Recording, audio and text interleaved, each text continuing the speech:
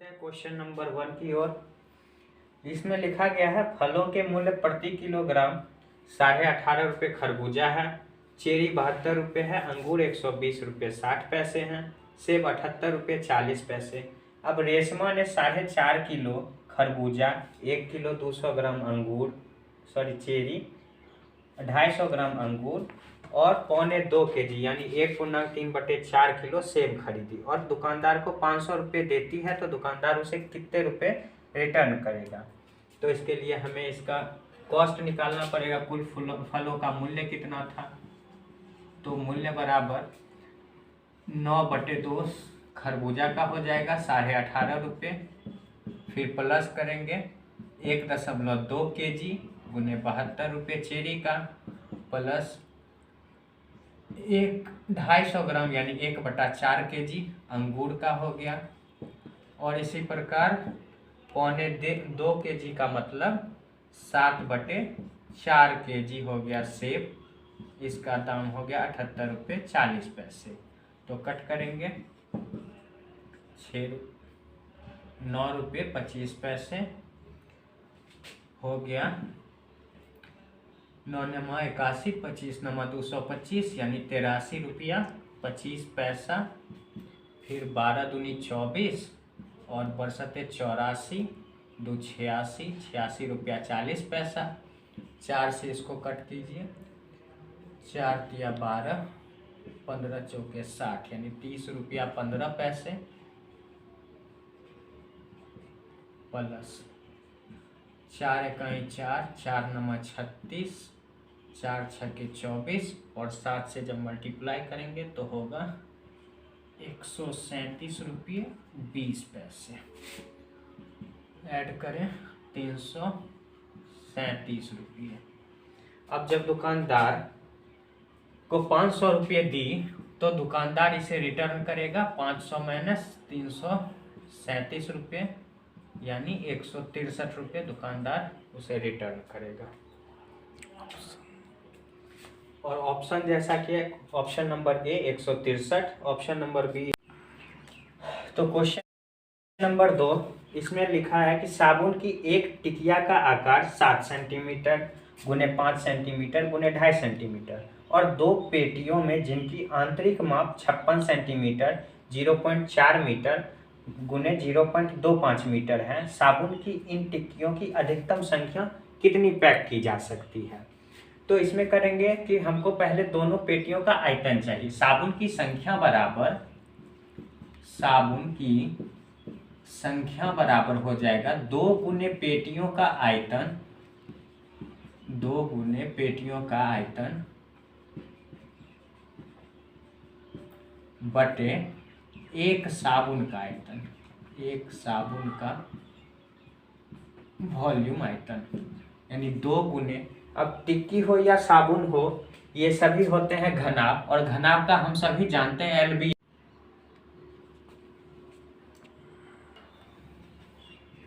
तो यहाँ करेंगे क्या, ये दो जो मीटर हैं इनको हम सेंटीमीटर में कन्वर्ट कर देंगे। तो सेंटीमीटर में कन्वर्ट करने के लिए 100 से मल्टीप्लाई करना होगा।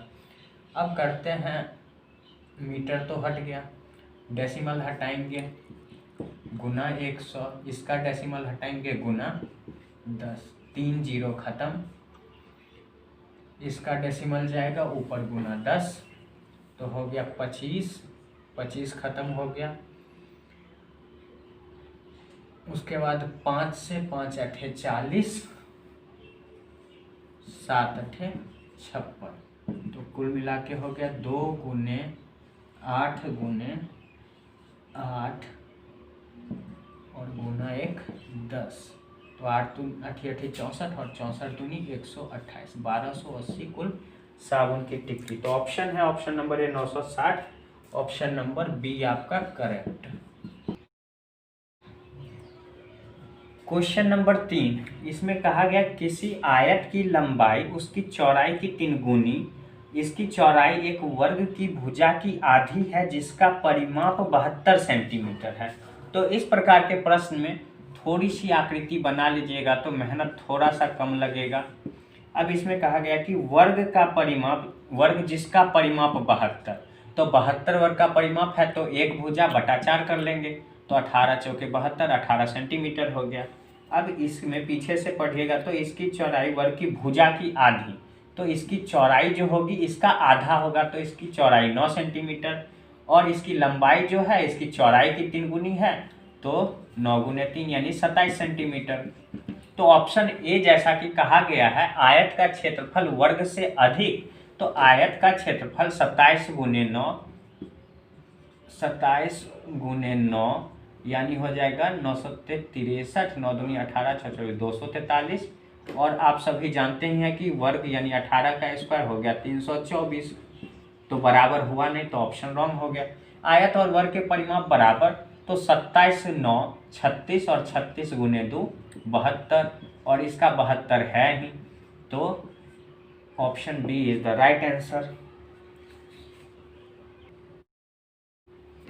तो फ्रेंड क्वेश्चन नंबर 4 में है कि निम्नलिखित ऑप्शन में से कौन सा सही नहीं है।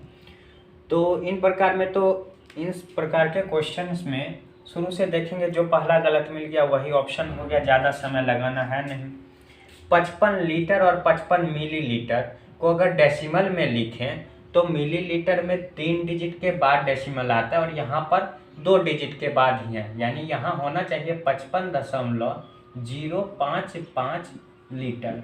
तो हमारा ऑप्शन यही निकल गया, यानी ऑप्शन इन सभी में रॉन्ग है, तो उत्तर हमारा ऑप्शन ए हो गया। तो फ्रेंड्स क्वेश्चन नंबर 5, इसमें कहा गया है कि 29503 में 5 का स्थानीय मान और संख्या 32071 में 7 का अंकित मान, अंकित मान कहे या जातीय मान कहे या फेस वैल्यू कहे, तो अंकित मान वही होता है जो नंबर लिखा होता है उसका वैल्यू उतना ही, बस स्थानीय मान में इकाई दहाई सैकड़ा है तो 100 से गुना कर लेंगे। और क्वेश्चन में कहा गया कि इसका अंतर कितना होता है, तो 500 माइनस 7 तो हो गया 493। देखते हैं ऑप्शन कौन सा है, तो option number C right. Question number 6 में है यदि 30,028 बराबर 28 इकाई प्लस 28,000 प्लस डैश दहाई, तो यहाँ क्या करेंगे खुद समझने के लिए 28 गुने 1 प्लस 28 गुने 1000 और प्लस यहाँ कुछ नहीं है तो इसको x इंटू 10 रख सकते हैं या डैश भी छोड़ सकते हैं। तो 28,000 प्लस 28 हो गया 28,028, और 30,000 में से जब 28,028 घटेगा तो बचेगा कितना, 2,000 बचेगा। तो 2,000 यहाँ पर बनाना है हमको दहाई, तो 10 से भाग लगा देंगे तो हो गया 200 दहाई, और ये आपका ऑप्शन नंबर हो गया बी। तो आइए फ्रेंड क्वेश्चन नंबर 7 में कहा गया था कि जब 80,808 में 108 से भाग लगाया जाए तो प्राप्त शेषफल, यानी इसका जो शेषफल प्राप्त हुआ, शेषफल को जब 90909 को 109 से भाग लगाया जाए तो भाग देने पर प्राप्त शेषफल, यानी यहाँ जितना शेषफल प्राप्त होगा तो इसके शेषफल में इसके शेषफल से भाग देने पर जो हमें प्राप्त होगी उसके बारे में पूछ रहा है। तो ये भाग, तो फ्रेंड्स आप यहाँ देख सकते हैं 109 में ये 90909 में जब 109 से भाग लगाएगा तो शेषफल 3 प्राप्त हुआ, और प्रश्न के अनुसार 24 में हमें 3 से भाग लगाकर और भागफल प्राप्त करनी है, तो भागफल हुआ 8। ऑप्शन नंबर आपका हुआ बी।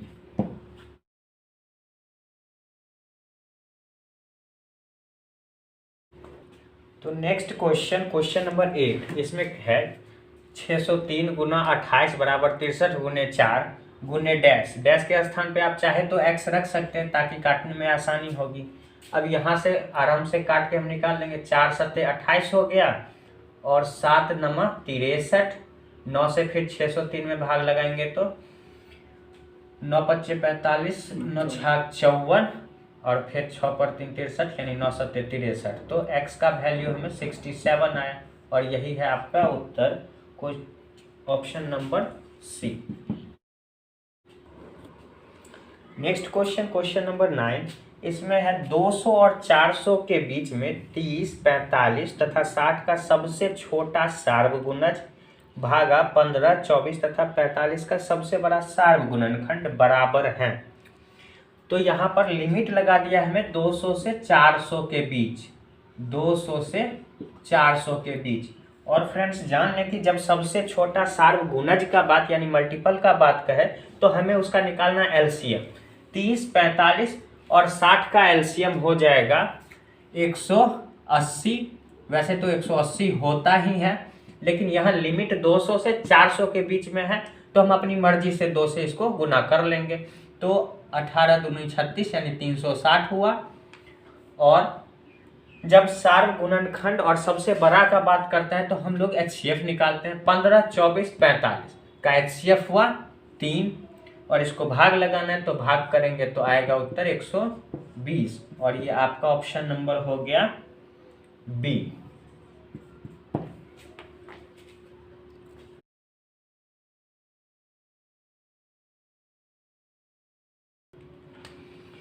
तो फ्रेंड नेक्स्ट क्वेश्चन नंबर 10। इसमें एक संख्या 100 के आधे से छोटी है और 4 दहाई तथा 5 दहाई के बीच में है।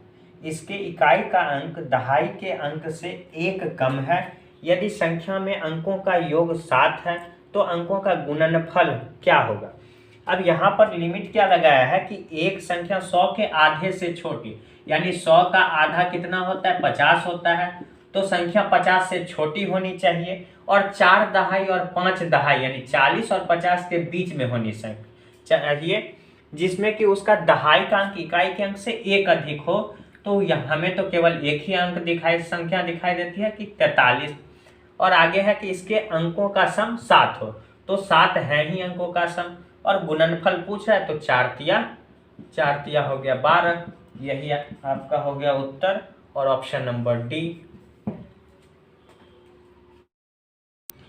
तो आइए फ्रेंड नेक्स्ट क्वेश्चन के तरफ, क्वेश्चन नंबर 11 के तरफ चलते हैं। एग्जाम में बस सावधानी ये बरतनी है कि प्रश्न को कृपया ध्यान से पढ़िएगा, क्योंकि क्वेश्चन में ही उसका सॉल्यूशंस होता है। नेक्स्ट क्वेश्चन है, किसी विद्यालय में 360 विद्यार्थी हैं जिनमें से 2/3 लड़कियां हैं। यहाँ 360 विद्यार्थी हैं। पहले मैं पूरा प्रश्न एक बार पढ़ लूँ। किसी विद्यालय में 360 विद्यार्थियां हैं जिनमें से 2/3 लड़कियां हैं और शेष लड़के हैं। लड़कों की संख्या के 3/4 खिलाड़ी हैं और जो खिलाड़ी नहीं है उन लड़कों की संख्या क्या है। तो कुल विद्यार्थी हो गए 360, उनमें से 2/3 लड़कियां हैं, तो शेष लड़के कितने हो गए, 2/3 में से 1 गया यानी 1/3 लड़के हो गए। और इन लड़कों का 3/4 खिलाड़ी है, और पूछ क्या रहे खिलाड़ी कौन नहीं है, तो 3/4 अगर खिलाड़ी है तो हुआ 1/4 जो कि खिलाड़ी नहीं होगा, तो हमें इसका 1/4 निकालना है और आसानी से आप निकाल सकते हैं। तो इस प्रकार क्वेश्चंस ये बड़ी है नहीं, बस सावधानी से पढ़िएगा। तो ऑप्शन नंबर हो गया 1 मिनट 4 तिया 12, 12 तिया सॉरी यहाँ पर 4 तिया 12, 12 तिया 36, 30 होगा। ऑप्शन नंबर हमारा हो गया ए। नेक्स्ट क्वेश्चन 12 नंबर की तरफ चलते हैं। क्वेश्चन है, हरीश ने एक स्कूटर खरीदा 49,553 रुपये में। उसने 8,076 रुपये का नगद भुगतान किया और शेष रकम को 37 बराबर किस्तों में देने पर राजी हुआ। तो प्रत्येक किस्त की राशि पूछी जा रही है।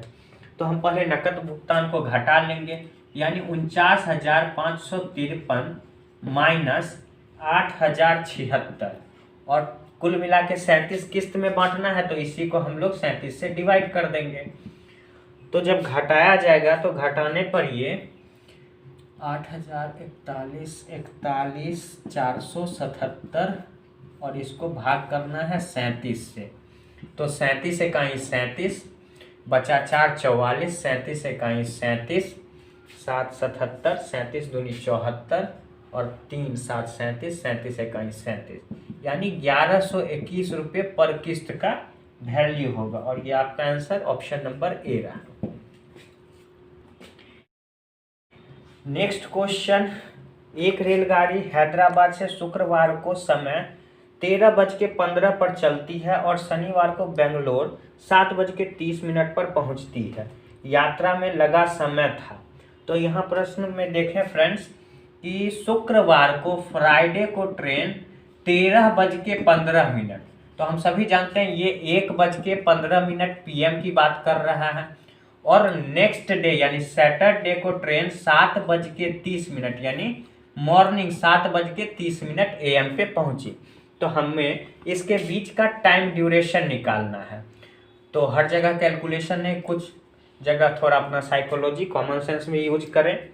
1:15 बजे दोपहर की बात कर रही है, तो इसमें हम 12 घंटा और 15 मिनट ऐड कर दें। 12 घंटा 15 मिनट ऐड करें तो ये रात का हो जाएगा कितना? रात का ये 1:30 बज जाएगा, है ना। रात का 1:30 बज जाएगा यानी 1:30 AM हो जाएगा।